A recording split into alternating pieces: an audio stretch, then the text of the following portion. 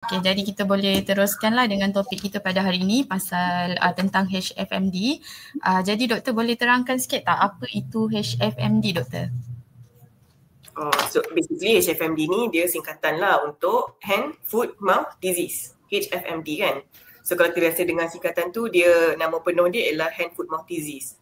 So kenapa nama dia Hand, Foot, Mouth tu? Sebab jangkitan kuman ni simptom dia mainly melibatkan bahagian mulut, tangan dengan kaki. So dia adalah Hand, Foot, Mouth Disease. Okay, jadi apa penyebab HFMD ni, doktor? HFMD ni dia punca dia jangkitan virus lah. Ada beberapa jenis virus yang boleh menyebabkan HFMD ni.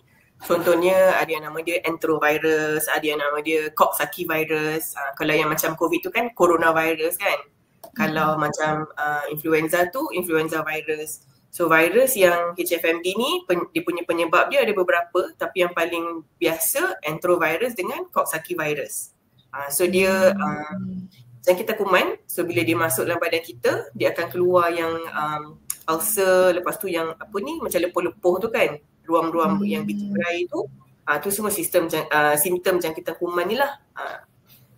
So dia virus lah sebenarnya, disebabkan oleh virus. Okey.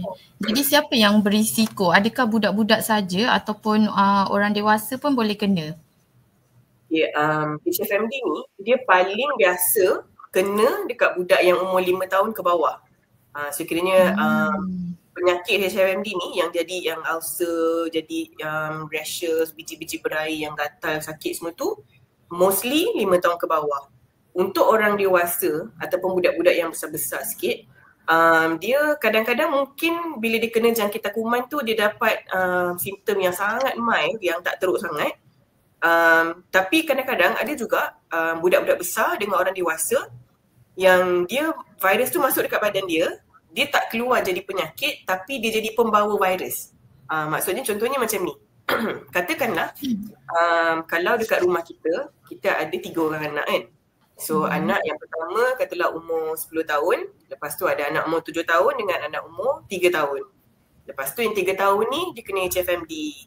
So umur yang 3 tahun kena HFMD ni, virus yang ada dekat badan dia boleh menjangkiti juga adik-beradik dia yang umur 7 dengan 10.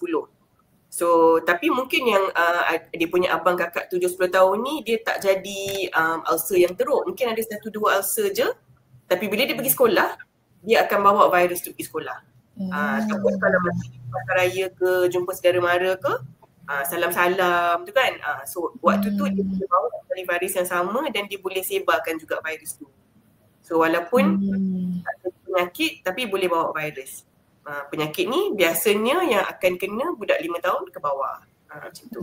Okay. Jadi macam mana virus ni boleh tersebar menjangkiti orang lain, doktor? Okay. So virus ni dia akan duduk dekat, kita boleh jumpa dia dekat dalam cecair-cecair badan. Contohnya air liur. Lepas tu air hingus. Lepas tu kalau contohnya kalau budak tu batuk, bila dia batuk-batuk tu dia keluar dekat dalam bila kita batuk ni dia ada macam kita panggil droplet yang halus-halus lah. And then kalau kita bersin contohnya kan, lepas tu dekat yang dia punya biji berai tu bila dia pecah, yang selalu orang kata air bisa tu, daripada air bisa pun boleh juga menjangkiti. Dengan satu lagi yang orang terlepas pandang ialah najis. Contohlah kan kalau baby yang masih kecil yang masih pakai diapers, bila ibu ayah uruskan dia punya diaper tu, cuci apa semua, dekat dalam najis tu pun ada virus juga. So nak katanya dekat sini ialah yang cecair-cecair badan ni kan, sesama air liur apa semua, benda tu kan dia sesuatu yang kita tak nampak. Dia tak ada warna. Lepas tu dia dah kering kita memang tak nampak. So kadang-kadang bukanlah kita pegang hingus budak tu, tapi katakanlah budak tu dia main mainan ke, dia gigit-gigit mainan kan. So lepas tu dia letak tepi. And then budak lain datang, dia ambil mainan yang sama, dia gigit-gigit pula. Dia dapat main kat situ. Ataupun katakanlah budak tu ada hingus meleleh kan. Lepas tu dia lap hingus tu guna tangan dia. Dan dia tak basuh tangan. Lepas tu dia pergi dekat pintu ke apa ke, dia buka pintu. So bila dia pegang pintu tu, orang lain datang, pegang tempat yang sama, So that's why nanti masa tengok langkah pencegahan tu, hand wash tu sangat penting lah. sebab dia bertersebar daripada cecair air and then benda-benda yang dah kena cecair air tu. So apa tanda-tanda ataupun simptom HFMD ni doktor? HFMD ni dia selalunya ada setengah budak dia akan start dengan demam yang dedar-dedar dulu, macam mungkin ada sesama sikit, macam tak sihat sikit, and then selepas beberapa hari baru keluar dia punya biji-biji berair tu, ataupun mungkin dia keluar ulcer dulu. So kalau kita tengok dia punya biji yang berair tu, kadang-kadang kita confuse, ini chicken pox ke HFMD kan? So kita kena tengok dekat kawasan mana dia keluar. So biasanya kalau HFMD ni dia memang akan keluar ulcer dekat mulut. Dia akan and then biji berair tu akan fokus dekat bahagian tangan dengan kaki je. Macam contohnya dekat tapak tangan, dekat tapak kaki, and then mungkin dia akan naik sikit kan dekat lengan ke, dekat kaki tu macam dekat betis apa semua. Tapi dekat badan, dekat muka, dekat leher semua tu biasanya tak ada. Kecuali kadang-kadang ada setengah budak yang dapat jangkitan yang sangat teruk, mungkin dia punya biji-biji berair tu makin lebih banyak lah. Tapi selalunya dia memang dekat bahagian dalam mulut, kadang-kadang keliling mulut ni, keliling bibir pun mungkin ada, tangan, kaki. That's why nama dia pun HFMD. So itu simptom-simptom dia lah. So macam masa mula-mula demam tu, kadang-kadang tak perasan lagi. And then start keluar ulcer, ataupun nampak macam anak tak berapa nak minum kan, bagi makan tak nak makan. Rupa-rupanya dalam mulut ada ulcer. And then tak lama lepas tu mungkin akan perasan ada sebiji, 2 biji dah start naik kat tangan atau kaki. So dekat situ kita tahu HFMD. So itu dari segi simptom jangkitan kuman tu lah. Tapi dari segi komplikasi, virus ni dalam setengah-setengah kes ataupun dalam badan kanak-kanak yang immune system dia tak berapa kuat, dia boleh kacau bahagian lain. Contohnya dia boleh kacau selaput otak ataupun dia kacau otak dengan jantung. So kalau untuk katakanlah anak-anak yang virus ni dah kacau sampai dekat otak dengan jantung, dia ada simptom tambahan dia. Contohnya dia ada demam tinggi, 2-3 hari demam tinggi tak sulut-sulut. Ataupun kita nampak anak tu letih, lesu, dia tak aktif, boleh jadi dia bernafas laju. Ataupun kalau yang ganggu otak tu, kita nampak dia macam lali, macam mamai, tak berapa responsif. Tu tanda-tanda virus tu dia dah pergi tempat lain. Dia kacau otak dan juga mungkin kacau jantung. Kalau yang tu memang kena cepat-cepat terus pergi hospital lah. Dia jarang berlaku tapi kena berhati in case berlaku. Okay. So ada komplikasi lain tak doktor kalau HFMD ni tidak dirawat? Kalau macam HFMD yang ulcer biasa-biasa tu, dia punya komplikasi tu dia lebih kepada takut dehydration lah. Sebab satu anak bila dia sakit tekak, sakit mulut, dia memang automatik tak nak minum, tak nak makan kan. So antara makanan dengan air, kita nak utamakan yang mana kan. Kita kena make sure air tu cukup. Makanan tu tak apa lagi sebab bila dia makan, kalau dia terlalu sakit nanti semua benda pun dia tak nak. So komplikasi yang boleh jadi satu dehydration lah kalau anak tak nak minum. Okay, kalau kurang makan, kalau terlalu kurang makan, dia boleh jadi hypoglycemia, kurang gula. Okay, itu yang berkaitan dengan makan minum lah. Okay, dari segi biji-biji berair tu, kalau katakanlah dia rasa tak selesa ke gatal ke, dia garuk-garuk kan. So bila dia garuk-garuk tu, yang kawasan yang biji berair tu boleh pula kena jangkitan kuman, bakteria pula. And then dia boleh jadi macam bernanah pula lah dekat situ. Satu komplikasi yang related kepada kulit. And then yang macam saya sebut tadi lah, dia boleh kacau otak dan juga jantung. Dia jarang tapi boleh lah. Itu antara komplikasi penting yang kita kena take note lah. Okay. So macam mana HFMD ni dirawat doktor? Okay, dari segi rawatan, HFMD ni, virus ni dia tak ada satu ubat spesifik yang bila kita bagi dia akan bunuh virus. Okay, kalau macam pernah dengar influenza, kadang-kadang pergi klinik dia akan bagi ubat nama oseltamivir contohnya.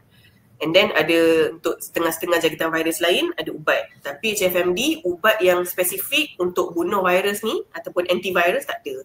So rawatan tu mainly untuk kita nak bagi anak tu kurang sakit, nak bagi dia selesa dan nak bagi badan dia cukup air lah. So contohnya lah kan, kalau yang berkaitan dengan ulcer dalam mulut, antara benda yang kita boleh bagi ada gel ataupun ubat spray kan. Ada banyak-banyak brand, banyak jenis brand, jenis gel ataupun spray untuk kurangkan sakit dan untuk bagi ulcer tu cepat baik. So kita tackle ulcer. And then dari segi yang kulit tu kita boleh bagi krim untuk kurangkan gatal, kurangkan dia punya rasa macam tak selesa tu lah. Dia mostly yang tu lah. Then make sure anak cukup minum air, cukup rehat. Sebab bila kita cukup rehat, and then immune system badan kita akan lawan si kuman tu. So once, biasanya HFMD ni ambil masa berapa lama doktor nak sembuh? Dia dalam 7 ke 10 hari macam tu lah. Daripada start kan. So kalau macam pergi jumpa kan, sebab kita kan nak kena kuarantin kan. Kuarantin, mak ayah pun nak kena ambil cuti kuarantin kan. So cuti kuarantin ni biasanya dapat berapa? 5 hari kan. Katalah 5 hari tu, dan kalau termasuk weekend 2 hari, 7 hari tu usually cukup lah. Dalam 7 ke 10 hari dia akan sembuh lah. Okay. Jadi doktor ada tips tak macam mana nak uruskan anak yang terkena HFMD ni di rumah? Okay. So mula-mula sekali kita kena kesian dekat anak tu. Okay. Kenapa saya start dengan ni? Sebab bila kita mulakan dengan rasa kesian kat anak tu, bila dia tak nak minum ke, dia menangis-nangis tak nak makan, kita senang sikit nak bersabar. Kita kurang sikit rasa nak marah. Sebab kalau dekat rumah usually stress kan, nak menguruskan anak yang HFMD ni boleh jadi stressful. So and then bagilah ubat tahan sakit ke, letak gel apa semua untuk kurangkan sakit dia. So kita kena carilah benda-benda yang boleh mengurangkan sakit. Sebab ulcer dalam mulut kalau satu pun dah sakit, apatah lagi kalau banyak. And then macam ulcer dekat dalam mulut ni biasanya dia akan naik dekat bahagian tekak, kat lelangit kan. So nak telan tu memang sakit lah. Okay, so dari segi nak menguruskan anak ni, macam yang saya sebut tadi, make sure kena utamakan cecair dalam badan kena cukup. Maksudnya air lah. Air ni tak kisahlah nak air kosong ke, nak bagi air susu ke. Yang penting air dalam badan dia cukup. So kalau katakanlah dia tak boleh nak minum daripada botol sebab puting tu bila masuk dalam mulut, kalau ada ulcer kat sekeliling akan jadi sakit kan. So carilah straw ke ataupun macam sikap apa-apa yang boleh disedut tanpa kena ulcer. Kalau dia okey untuk minum direct daripada cawan, dia just bagi minum direct daripada cawan. So kita kena tahulah yang mana satu yang akan paling kurang sakit. Sebab aim dia kita nak make sure badan dia cukup air. Lepas tu boleh standby lah ubat tahan sakit, standby ubat untuk nak sapu dekat yang kulit apa semua tu. And then kalau ada anak yang kecil ramai dekat rumah, kena cuba untuk jangan campurkan sangat. Benda ni dia susah sikit lah, tricky lah sebab kalau mak dengan ayah, dia kena uruskan semua orang anak. Nak asing-asing, especially yang kecil tu macam tak berapa logik kan. Tapi kena cuba jangan bagi dia bergomol sangat sama adik-beradik. And then orang dewasa ataupun mana-mana anak yang kat rumah tu rajin-rajin cuci tangan, guna sabun 20 saat untuk nak bunuh lah kuman yang mungkin lekat dekat tangan. Mana-mana permukaan yang anak tu lalu ke kena bersihkan. Boleh cuba hadkan lah, lihatkan kawasan ni je anak tu boleh pergi. Kawasan lain, anak lain duduk. Sebab kita nak kurangkan dia punya risiko berjangkit tu lah. Kalau anak dah besar-besar, okey lagi. Tapi kalau anak kecil-kecil tu, kita mungkin kena standby, lepas ni yang tu pula kena. Dia ada mindset yang mungkin lepas ni settle, yang tu pula kena kan. Kita tak tahu kan, sebab dah bercampur kan kat rumah. Betul. Okey, untuk langkah pencegahan pula doktor? Pencegahan dia memang paling bagus sekali kalau dapat asingkan terus. Kuarantin kan, isolate. Kalau tak praktikal, kalau benda tu susah nak buat dekat rumah, then kena make sure hand hygiene lah. Hand hygiene bagus. Jangan bagi anak bercampur tanpa keperluan. Setiap kali selepas pegang anak tu, cuci tangan dengan sabun. Kalau tak nak guna cuci tangan sabun, boleh guna hand sanitizer yang ada alkohol kan. So mostly yang itulah. Hanya kalau anak tu taska, jangan bawa pergi taska. Memang kena duduk rumah. Okay, satu lagi yang saya kena sebut ialah walaupun kita cutikan daripada taska, kita kena ingat juga jangan bawa pergi kedai. Kadang-kadang kita nak pergi kedai, nak beli barang dapur kan. Berkorbanlah sekejap, seorang je pergi. Seorang lagi duduk rumah jaga anak. Sebab kita kadang-kadang tak perasan anak duduk dekat troli, dia punya air liur apa semua jatuh dekat troli. And then budak lain pula duduk troli yang sama, tak cuci. So kita akan tambah lagi menular benda tu kan. So cutikan daripada kedai, cutikan daripada kenduri sekejap, cutikan daripada sekolah, duduk kat rumah. Okey. Saya rasa itu saja soalan daripada saya. Mungkin kita boleh jawab soalan daripada kita punya viewer pula.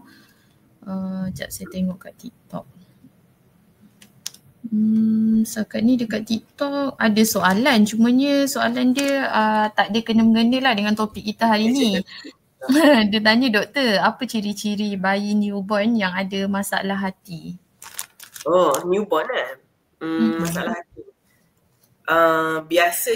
Biasanya penyakit hati ni, kalau salah satu simptom dia, especially kalau untuk newborn, yang kuning tu lah, jaundice tu kan.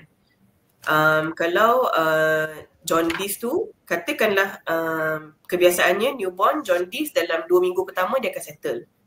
Tapi kalau jaundice tu berpanjangan, tambah pula lagi ada simptom-simptom lain. Contohnya bahagian perut dia, abdomen dia tu nampak besar daripada biasa. Mungkin hati dia bengkak. Ataupun katakanlah masalah hati tu ada kaitan dengan saluran hempedu. So kalau saluran hempedu tersumbat, contohnya najis yang keluar tu warna dia putih macam kapur. Dia tak kuning, tak hijau. Dia ada banyak simptom berbeza bergantung kepada bahagian hati mana yang bermasalah. Sebab penyakit hati ni dia umum. So spesifiknya apa? Jangkitan kuman ke? Ataupun adakah ada mana-mana saluran tersumbat ke? Ataupun adakah ketumbuhan ke? Contohnya kan. So kalau dari segi luaran kita nampak warna kulit lah kuning ketak. And then perut dia jadi bengkak ketak. Dari segi baby tu dia nampak aktif ke, lesu ke, penyusuan dia macam mana. Dia banyak benda lah yang kita kena perhatikan. And then untuk nak betul-betul tahu apa isu yang spesifik, kena cek darah lah. Biasanya kalau baby yang newborn ni dia bermula dengan kita nampak kuning. And then kuning tu mungkin terlalu tinggi ataupun selepas 2 minggu pun tak turun-turun lagi. So kena cek lah. Okey. Ada soalan lain tak? Dekat TikTok nak tanya doktor kita. Setakat ni dekat Facebook macam tak ada. Okey, pernah dengar incubation period tak? Maksudnya selepas kena berapa lama akan start nampak simptom tu kan? Biasanya katalah contoh kita pergi kenduri. Tiba-tiba jumpa alamak rupanya sepupu dia HFMD tapi dia bawa pergi kenduri. So berapa lama kita nak tahu, nak perhatikan sama ada berjangkit ke tak. So boleh tengok dalam tempoh seminggu macam tu. So biasanya dalam tempoh 3 ke 6 hari macam tu, dalam tempoh seminggu beberapa hari tu, kalau dia dah berjangkit dan dia dah multiply dalam badan, dalam tempoh seminggu akan nampak dia start ada simptom. Mungkin tak nampak biji berair, mungkin tak nampak ulcer lagi, tapi dia mungkin nampak macam dedah-dedah. Yang tu dah kena alert lah. So katakanlah seminggu selepas jumpa sepupu yang HFMD, anak kita start ada demam yang ringan-ringan. Walaupun belum keluar ulcer, dah boleh cutikan daripada taska. Sebab waktu tu pun virus dah mula tersebar. Virus tu akan jangkit bukan sahaja waktu dah keluar ulcer dengan biji-biji berair. Masa dia mula-mula demam, yang tu pun dah start dia tersebar dah. So maknanya dalam tempoh seminggu tu dah start kena kuarantin lah doktor? Dia bukan kuarantin, perhatikan dulu. Contohnya kan, dah ada simptom baru kuarantin? Yes, bila dah ada simptom terus cutikan daripada taska. Dan simptom tu boleh jadi demam. Demam je, belum keluar rashes lagi, cutikan dulu. So katalah lepas demam 3-4 hari, okey, tak ada keluar apa-apa rashes, tak ada keluar apa-apa ulcer, dan okey lah, maknanya demam tu mungkin sebab lain. So itu kalau kita nak betul-betul cuba nak stopkan yang jangkitan tu lah. Okey. So ada soalan tak dekat TikTok nak tanya kita punya doktor tentang topik kita hari ni, HFMD? Ada soalan. Saya rasa tak ada soalan. Makan. Okey, saya rasa tak ada soalan lah doktor dekat TikTok, dekat Facebook pun setakat ni macam tak ada. So saya rasa boleh end live lah. Terima kasih doktor sebab sudi share ilmu pada kita semua hari ni. Doktor ada any last word tak untuk viewer kita hari ni doktor? HFMD ni dia satu jangkitan yang sangat mudah berjangkit. So kalau misalnya kita ada anak yang ada HFMD, dia menjadi satu tanggungjawab penting lah untuk kita betul-betul asingkan anak tu, especially daripada ni lah dengan masyarakat dekat luar tu, sebab kita nak cuba hentikan dia punya rantaian tu. So kalau perasan dalam 2-3 bulan kebelakangan ni banyak kan kes HFMD. So especially macam bila beraya semua balik kampung, semua dah dapat duit raya, dapat sekali kan. So kita nak cuba berhentikan lah outbreak ni supaya anak-anak ni tak adalah macam tak sihat ke apa kan. And then apa lagi basically yang tu je kot yang penting yang nak pesan lah.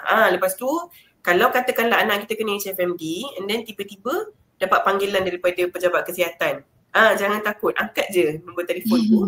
Sebabnya HFMD ni jangkitan kuman yang klinik kena maklumkan kepada pejabat kesihatan. Sebab pejabat kesihatan dia nak ambil data lah, dia nak tahu kawasan mana yang tengah hot sekarang ni.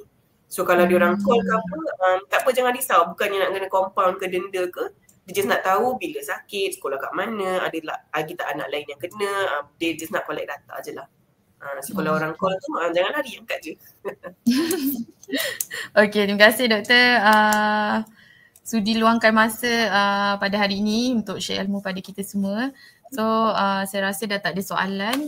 Itu saja. Terima kasih doktor. Okay, sama-sama Lin. Okay.